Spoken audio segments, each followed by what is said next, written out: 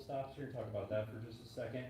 So if you notice, a lot of these precincts have 100 and some stops. And just to put this in perspective, this is for a whole month, and some of these precincts have, it varies, but anywhere from 50 to 100 officers. So really, we're talking about only about 4 stops per officer, maybe even less in some of these precincts. So, there is this idea that the police are out there stopping cars constantly, and actually, the sort of the policy we have in patrol is that, especially with COVID, is that we want to minimize the risk of COVID from stopping cars, because there is some, close contact with citizens and officers, but yet at the same time enforce egregious traffic violations and address any neighborhood problems such as chronic speeding vehicles, stop sign violations, all that stuff. So the policy we're working from now is sort of a mix of both to try to, again, minimize COVID. We're not getting anything at Tracy. Nothing at all. Nothing in sound or? Correct. Yeah, we got the video, just no sound coming from the mic.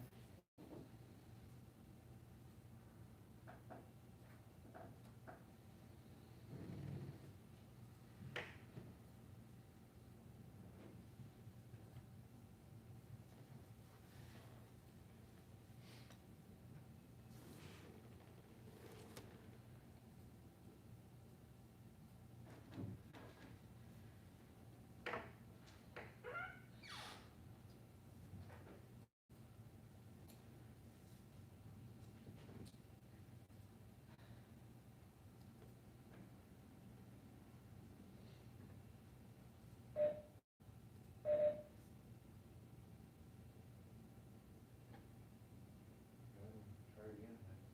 See if you'll check it out. Okay, I just have a couple more things here, and then I'll be done with it.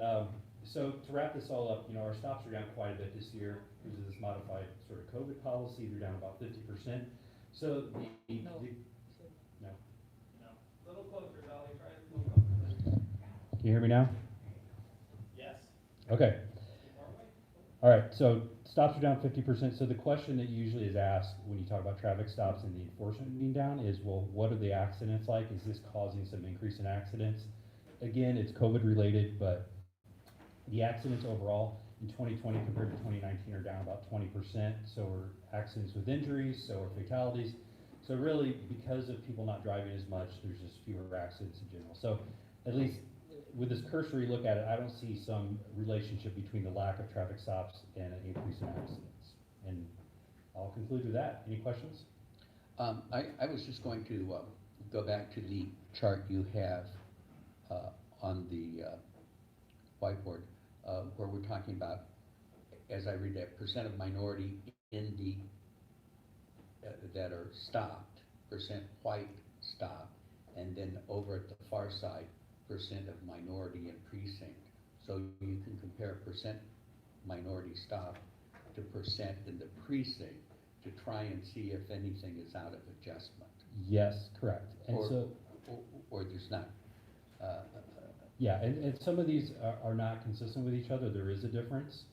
I will point out the Highway Safety Unit that patrols all of St. Louis County sort of takes a sample from everywhere in the county is about right on with the county percents. So this is all, that's census-based benchmarking.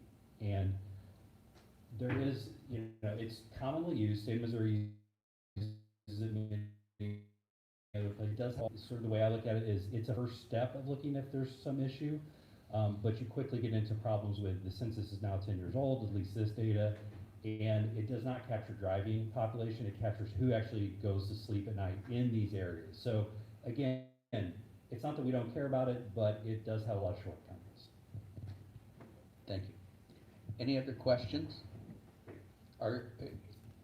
Is the audio working now? So it was working somewhat, but it's a choppy feed, so you're getting about every other word. I don't know.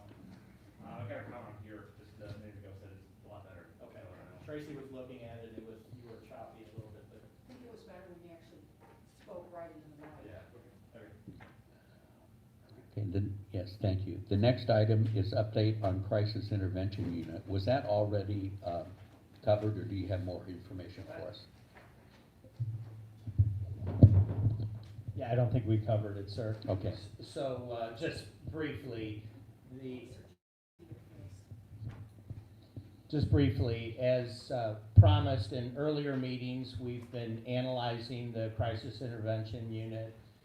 2 months ago, Sergeant Robertson gave a presentation on his role and Officer Kester's role and how they interact with the 2 social workers that are assigned to them via grant. So Colonel Bader and I, along with the Sergeant, Officer Kester, we met and made the recommendation of the chief, which is going to be moved forward, that we're going to add 2 people to the crisis intervention unit. And the idea is to split the 2 officers.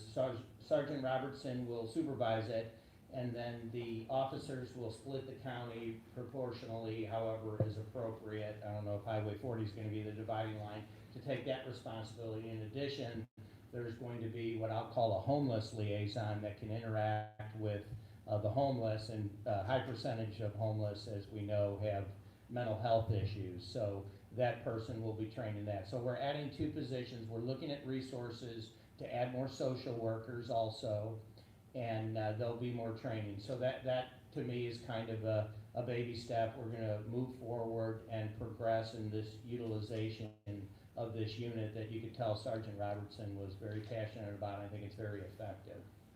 And so that's the perspective of the unit. The staffing of it will be done by a reallocation of other positions. We're not adding it or getting a grant or anything like that. So that's all I have. Okay, any questions? No. All right. In letters and oh, sure, please. So can you hear me? Yes, Okay. I can. Will those 2 added, I assume they're officers, That's correct.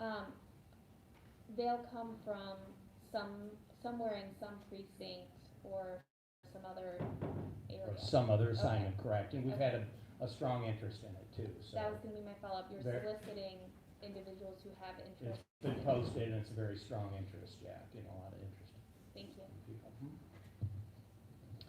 All right, under the heading Letters and Communications, the board received a letter from, or I guess the chief received a letter from Councilwoman Lisa Clancy just this morning, asking that we allow public input regarding the collective bargaining negotiation between the sergeants and the county. We have asked county legal department to give us a recommendation on what can properly be discussed, and we have set our next meeting of the Board of Police Commissioners for October 14th, 2020 at 6 o'clock in the evening. And at that meeting, we will allow the public to make comment and give us whatever input they want. And we will proceed with that in accordance with the advice we receive from the county counselor's office. Now, we have a number of contracts to approve. First contract is a police service agreement with the village of Hillsdale. Do I have a motion? So moved. Second? Second. Any discussion? All in favor? Aye. Any opposed? The next contract is between the police service agreement with the St. Louis Cardinals. I must recuse on that contract. Michelle, would you? This is a contract with the St. Louis Cardinals. It's an amended contract for police services. The term of the agreement is the service life of the canines and begins upon full execution. Do I have a motion to approve? So moved. Second. All in favor? Aye. Aye. The ayes have it. Okay, and I abstain. I'm going to do 4 contracts a little out of order. One is with a professional service agreement with KFD Training and Consultation LLC. One is with a professional service agreement with Professional Law Enforcement Training. The third is a professional service agreement with Savant Learning System, Inc. And the fourth is a professional service agreement with Artworks. Do we have a motion on those four contracts? So moved. A second? Second. All in favor, say aye. Aye. Aye. Any opposed? There are two contracts that were presented that we are withdrawing for the time being to consider further. Now, do we have, I think we're to the public comment portion of the meeting. Are there any comments from the public that are in queue?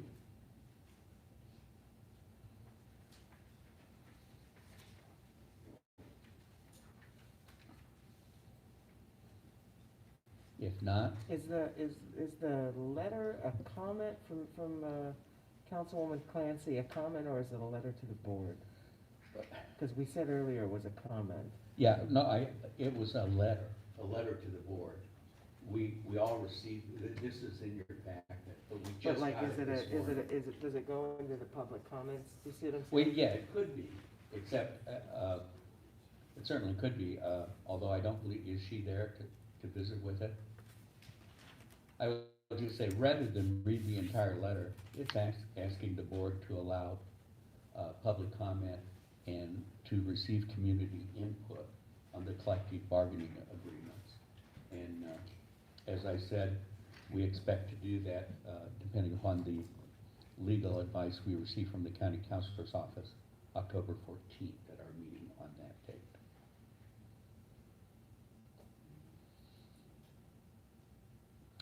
And if there's nothing further, do we have a motion to adjourn? Someone, Approving the minutes. Oh, I'm sorry, thank you. Thank you very much. Oh, I didn't, there they are. Do I have a motion to approve the minutes of the meeting on August 18th, someone. 2020? So moved, is there a Second. second? All in favor? Aye. Aye. Any opposed? No. All right, now that we have that done, is there a motion to adjourn? So moved. Okay, and this is a roll call?